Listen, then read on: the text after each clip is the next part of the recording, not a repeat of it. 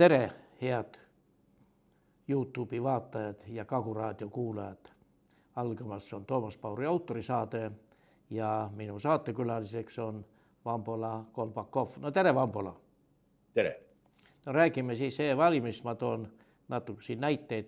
2023. aasta Riigikogu valimistel, kui paberhääled ära loeti, oli EKRE ülekaal ilmne ja teine oli vist kui ma eksi, ja kolmas oli Reform. Ja kui hakati e-hääli lugema, läks väga kaua aega. Oi, kui läks. Me kõik väisime ära, juba läksime magama. Ja hiljem siis selgus, et Reform võitis ülekaalukalt ja vedas endaga kaasa Eesti 200, keegi keda eriti ei tunnudki. Ma arvan, ta ei oleks ühte kohta saanud Riigikogusse, aga võib-olla ma eksin.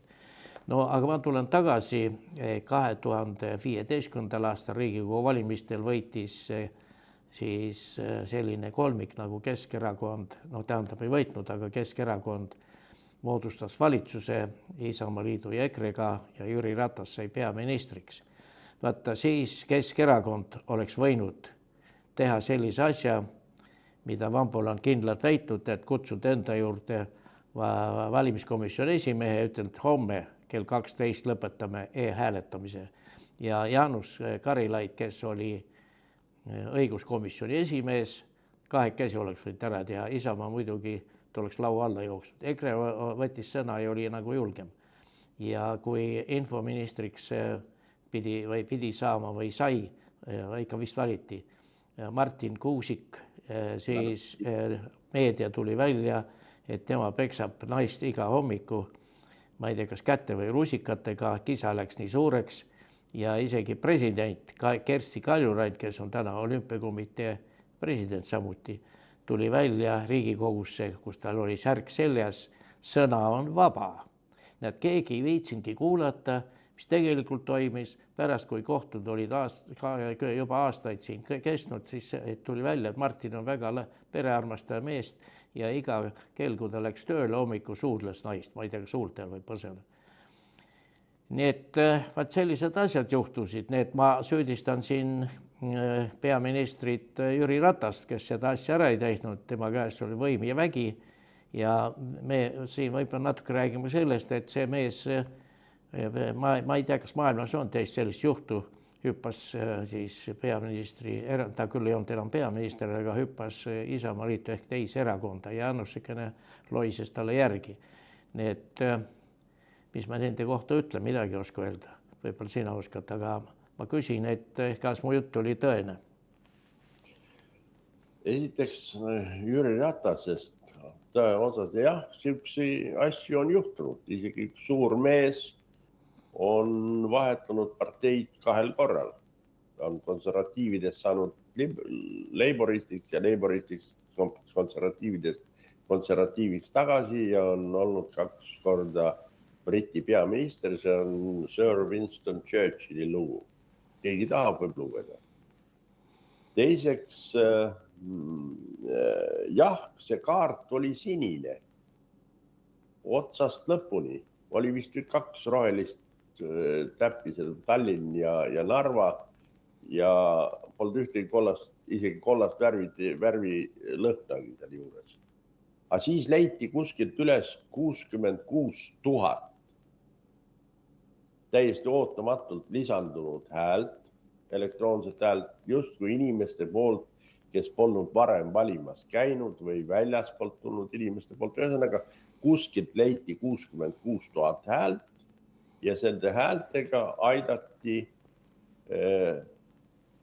parlamenti Reformierakond loomulikult suure enamusega, aga ka niisugune suurepärane erakond, kelle nimeks on E200, kus selles momendiks oli alla 2000 liikme, mingi 980 liigetest, kui ma ei eksi, ja kellel puudus igasugune programm ja kelle kulud, kelle partei kulud, aparaadi kulud 2023. aasta esimeses kvartalis ametlik aruande järgi, see, mida publitseeritakse, mida kõik võivad lugeda, olid 2023. aasta esimeses kvartalis 18 000 eurot. See tähendab seda, et valimiskampaania läbiviimiseks partei ei kulutanud eriti palju raha. Tal ei olnud seda raha nagu vaja kulutada, tema sai kuidagi teistmoodi sinna parteisse, tähendab sinna parlamenti ja ta omadas 16 kohta parlamendis ehk see on siuke unikaalne nähtus Euroopa poliitilises ajaloos, kus iga 60 partei liige on parlamendi liige ühtlasi. 960-80 000 jagatud 16 kohaga enam-vähem tuleb välja, et iga 60 partei liige on parlamendi liige. Kolmandaks seda, et see asi on seaduse poolt reguleerimata, ei ole öelnud mina, vaid seda ütles 2024. aasta kevade oma avaldatud artiklis Riigikohtu esimees Villu Kõve ütles, et oleks aeg teha ka seadus elektroonsete valimiste kohta. Ja sealt ma siis lugesingi üllatuseks välja, et tegelikult mingit seadust nagu ei olegi, vaid kogu see värk käib ainult valimiskomisjoni korralduste ja määruste alusel. Valimiskomisjoni korraldused ja määrused on kohustuslikud ainult valimiskomisjoni liikmetel, mitte kellelegi teisele. Ja valimiskomisjoni määruste ja korralduste alusel Eestis valimisi läbi viia ei saa. Eestis viiakse läbi valimised põhiseaduse ja valimisseaduse alusel. Eesti valimisseadus, nii imelikkusega ei ole, nüüd seda täiendati, aga väga nõrgalt täiendati, jätab tähelepanuta selle e-valimiste regulatsiooni. Seda tegelikult kuni tänase päevani ei ole. Tänase päevani käib see trall läbi valimiskomisjoni. Ega nad on niivõrra kavalad, et ega nad selle vastutuse rükkavad ka teise peale üle. Valimiskomisjoni esimees tegelikult vastutab kogu selle jandi eest. No selge on see, et see on põhiseaduse vastane, sellest on aru saamas isegi kõige tuimemad inimesed saavad aru, et see on põhiseadusvastane, aga need ütlevad, aga mis siis? Ta näitab palju rohkem inimesi saavad hääletada, kui ei pea tulema jaoskonda. Tegelikult statistika näitab täiesti vastupidist, et enne elektroonset hääletamist oli mõne protsendipunkti võrra kõrgem valimisaktiivsus kui elektroonse hääletamise sisseviimisel.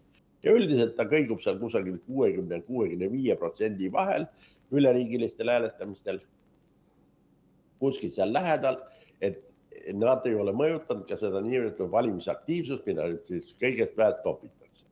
Küll aga nad on kujundanud välja olukorra, kus kõik valimised aastast 2005 on võitnud ainult üks erakond ja selleks on Reformierakond.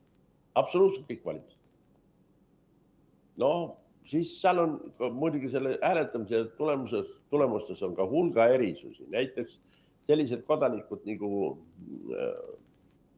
Urmas Paet ja Siim Kallas on saanud huvitaval kombel hääli. Nimelt Urmas Paet on saanud 3000 pakiga hääli ja Siim Kallas on Siim Kallase elektroonsete häälte kogusumma on suisa 6000, täpselt 6000. Tõenäosus, et inimene saab juhusliku jaotuse seaduste alusel toimuvatel valimistel täpselt 6000 häält on kaduvpäike. Ma arvan, et selle tõenäosus on mingi 100%. Et see kõik lõhnab väga-väga halvasti ja näeb välja väga-väga halb.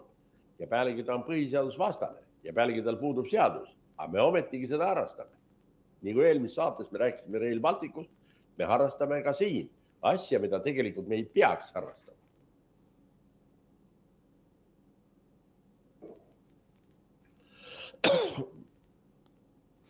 No ütle, et meil on 6 erakonda Riigikogus, 6 erakonda, 101 liiget ja mitte keegi ei ole, ütleme, EKRE on natukene siiski häält teinud, aga nad ei ole ka tungid asja põhjalikkusse, nagu sina siin praegu teed.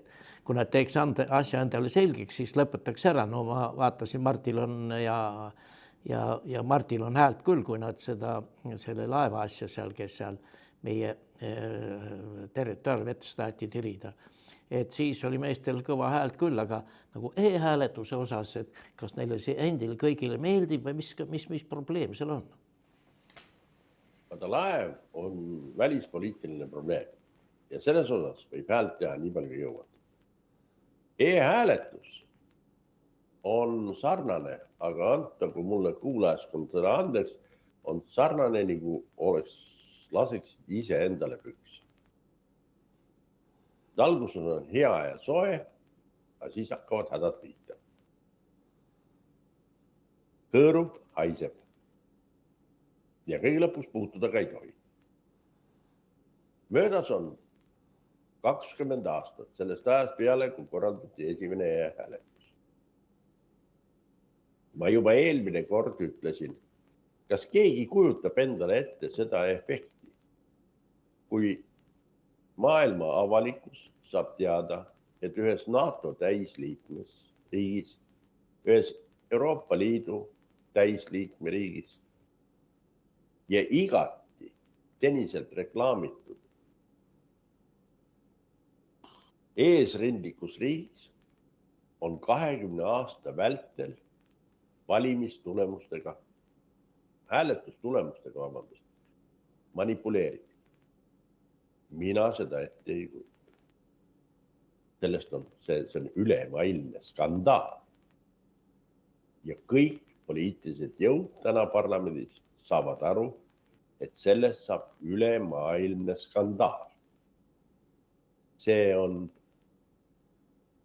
ütleme, Rail Baltic on selle nähtuse poeg, mida ka ei saa ära lõppu, sellepärast, et sealt on jälle skandaal. Ja kui nüüd e-valimised ja Rail Baltic korra kokku saavad ja kusagil Pärnu metsades endale uue lapse muretsevad mingisuguse, mida siis Varssavis täidetakse rahvale, nii kui lubas minister Kleis. Siis on see jällegi skandaal, mida ei saa jällegi rahvale näidata. Ja meil on kõik kohad nii skandaale täis. Ja me ei saagi mitte kuidagi pidi neist lahti enne seda, kui me ei jõua järjele ja me ei saa lõpuks teada seda valija tegelikku tahet. Ja seda me ei saanud, me ei ole 20 aasta jooksul seda teada saanud. Ja arvatavasti seda ei taheta meil nüüd ka esitada. Ja imelik on see, et ma ikka kordan veel üle, et 6 Riigikogu erakond on meil. Opositsioon, koalitsioon ja mitte keegi ei oma mehelikku julgusest. Minu meelest e-hääletus on Venemaal ja Venezuelas ja Eestis rohkem maailmas ei ole. Ja kui palju maailmas riike, Soome vist proovis ja Saksamaa ka midagi tulnud välja. Aga meil lastakse nagu, ütleme rõõmsalt edasi, on vaja välja kutsuda homne päev valimiskomisjoni esimees ja ütelda, et homme saab ära lõpetada, saab niimoodi teha või? Põhimõtteliselt saab, jah. Vaata, on proovitud seda igal pool teha ja see on esimeste katsete järgi kohe ära lõpetatud, kuna ta ei ole ta ei ole kontrollitav, ta ei ole läbipaistev. Ja teiseks ta ei peegelda ka valija tegelikku tahet. Ja igal pool on ta põhiseadusvastane ja ta rikub seda hääletamise ühtsuse printsiipi, et hääletada saab ainult ühel viisil, mitte erinevaid viise kasutades. Ehk need on asjad, mis on korduvalt kõikvõimalike riikide laualt läbi käinud. Šveits näiteks on proovinud kohalikel valimistel seda teha. Aga meil on juba võetud selline suund, et me tegeleme mingite täiesti jaburate asjadega. Näiteks praegune, kui e-valimised korraks kõrvale jätta, ütleme kas mõneks sekundiks. Kui meie peaminister teatab lõbusalt, et maksude tõstmise järel tegelikult meie maksukoormus langeb. Andke andeks, aga see jutt on skisofreeniline. Kuidas saab tõstes makse langetada maksukoormust? Ma ei saa sellest aru. Ja väga paljud inimesed ei saa aru, juhin tähelepanu. Meie peaministrikese mõtteavaldustest. Näiteks aastal 2024 loodi Eestis välisinvesteeringute abil 227 töökohta. ma arvan, et enamus neist oli Bolti autojuhid, mis on 82% vähem kui aastal 2023. Aga Lätis loodi sel samal momendil 1932 töökohta. Ehk need töökohti on see mingi 8 korda rohkem. Loodi Lätis, neid saavad välisinvesteeringuid toel töökohti. Investorid annavad sellele oma hinnangu. Ja kui meie töökohti ei saa, siis meie majandus ei arene ja meil ei ole varsti enam mitte midagi siin. Te võite seda maksu tõsta, ma ei tea kui kõrgele, te võite julgeolekuks kulutada 15% rahast, kui te sealt tahate, mitte midagi ei parane sellest. Sellepärast inimestel puudub tahe kaitsta seda riiki, mis neid lõputult nöörib. Ja see kõik on alguse saanud süüdimatusest. Praegune valitsuskoalitsioon tänu nendele samadele e-valimistele võib teha, mis tahab. Ta lihtlabaselt süritab kõige peale, mida opositsioon ütleb, sest neid on saalis lihtsalt nii palju hääli. Ja kõik. Ja kui neile öeldakse, et teeme erakorralised valimised, vaatame, kas teil on ikka mandaati, näiteks nagu E200 planeerib meile haridussüsteemi aastani 2070. 3% reitinguga partei ütleb meile, kuidas me hakkame haridussüsteemiga, mis haridussüsteemis me hakkame elama aastani 2070. Kuulge, kallid inimesed, teil ei ole mingit mandaati selle ühiskonna eest niimoodi otsustada. Teeme uued valimised. Ei, selle peale see ei ole vaja, meil mingeid uusi valimisi. Me ootame erakorralised valimised, mis sest, et meil siin kahe peale reiting on 16%. Kõigi teiste toel, kuna neid pükse ei saa jalast ära võtta, mis on juba nii paksu kui vedelad täis ja me oleme ennast häbistamas kõigi maailma ees, seda ei saa teha ja siis ootame veel paar aastakest, küll see server meie ees selle asja korda ajab. Vaat siin ongi see Eesti poliitika üks siuke oma eripära, nad on kõik absoluutselt seisavad selle eest, et jumala pärast midagi välja ei tuleks. Seepärast kõik on seal süüdi. Viimseni, nii opositsioon kui koalitsioon, et need e-valimised, see ebamõistlik süsteem on senimaani kasutusel. Mis ebamõistlik? Ta on põhiseadusvastane. Riigikogu liige peaks aru saama sellest, et tema põhiline funktsioon on esindada oma valijad. Meil on esindusdemokraatia. Valijad annavad teile hääle 4 aastaks selleks, et ta esindaks neid parlamendis. Ja tema teiseks põhiliseks funktsiooniks on see, et ta peab kaitsma põhiseadust, mis on kõigi seaduste alus. Ja mille sisse on kirjutatud see, kuidas meie oma riigis peaksime elama ja toimetama. Aga me toimetame kõik täpselt vastupidi. Meie põhiseadus on muutunud täpselt samasuguseks naljakas paberilipakas, kui oli Brežnevi aegne konstitutsioon, mille peale irvitas 260 miljonit inimest ja mille kohta räägiti lõputul hulgal anekdoot. Andke andeks, aga mina küll ei taha, et see nii läheb. No nüüd on veel arutusele tuleb või isegi seadusena välja, et saab ka mobiiliga hääletada. No ma ei kujuta ette, toda ei saa ammugi kontrollida või saab paremini kontrollida. Ja võib-olla, siis võiks step-tantsuga hääletada. Igatepidi, seal on veel igasuguseid võimalusi. Steppida või siis näiteks lippu lehvitada või kui kellelgi ei ole viitsimist valimiste jaoskonda tulla, siis antakse talle niisugused flyeri, paneb põlema, siis valimisjaoskonna liikmed vaatavad, sealt tuleb rohelist suitsu. Tubli mees, tal ei ole telefoni, ta ei viitsi siia ka tulla, aga rohelist suitsu näitab, et tema hääletab Keskerakonna poolt. Seal on punane, seal on sotsid, see mees on sotsialist, me teame. Kollane suits, oi, Reformierakonna liikmed, endiselt liikvel. Ja kohe 4 suitsu korraga ühes samast august. Ja niimoodi saab ka ju korraldada igasugust hääletamisi. Siin on võimalusi, hea fantaasia korral on võimalusi väga-väga palju. Aga ikkagi, kuidas sulle öelda, jääks ikka põhiseaduse juurde. Ja põhiseadus sätestatud meetodite juurde. oleks nagu efektiivsem. Ja kallid Riigikogu liikmed, Paul tegi teile niisuguse südamliku pöördumise, ma ütlen järsemalt, kallid Riigikogu liikmed, otsige üles oma niinimetatud munad. Järge istuge nende peale, järge hauduge neid, vaid tegutsege. Sellepärast, et teil on mitte õigus, vaid teil on kohustus kaitsta riiki kõikvõimalike põhiseaduslike rünnete eest. Ja see on kohustus. Isegi kõige viletsamal Riigikogu liikmel, kes ei oska ei lugeda, ei kirjuta, on see kohustus olemas, juhi tähelepanu. Sellega oli seda saadet hea lõpetada. Need head YouTube'i vaatajad ja Kaguraadio kuulajad, Vambola pani väga hea punkti, et tõesti tõuske üles ja raputage ennast natukene ja hakkame uuesti mõtlema niimoodi, et sellest kõigest on kasu kogu Eesti rahvale.